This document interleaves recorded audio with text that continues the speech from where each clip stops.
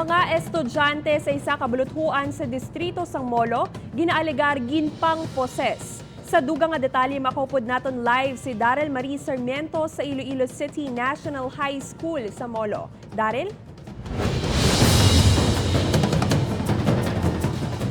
Kate, gintublag ang mga estudyante kag mga manunudlo sang Iloilo City National High School matapos ginaligar ginpang poses ang mga estudyante subong nga hapon.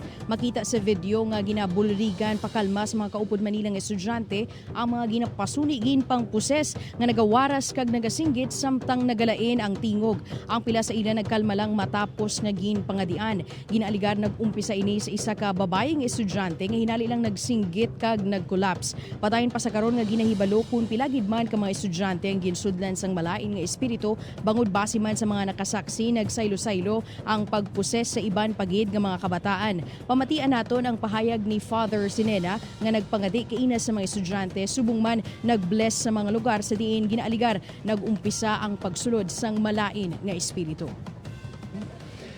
Ni mako-conclude immediately nga mayara sang possession pero sa paglanta ko gina sa mga kabataan ti ang ilang nga gina-claim nga ara kuno sa sambag kag sa aparador nga green tigin pangamuyuan na gid man to kay kon sa spiritual theology mayara gid man asang ginatawag nga local infestation.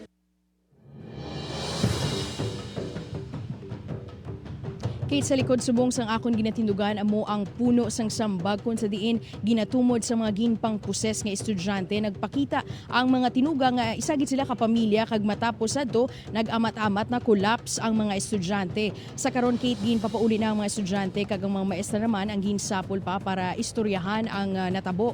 Wala pa sa karon na nag-anunsar ang bulutuan kun bala mag-resume ang klase buwas matapos ang natabo subong nga hapon. Balik sa imo, Kate. Madamo nga salamat, Daryl Marie Sarmiento.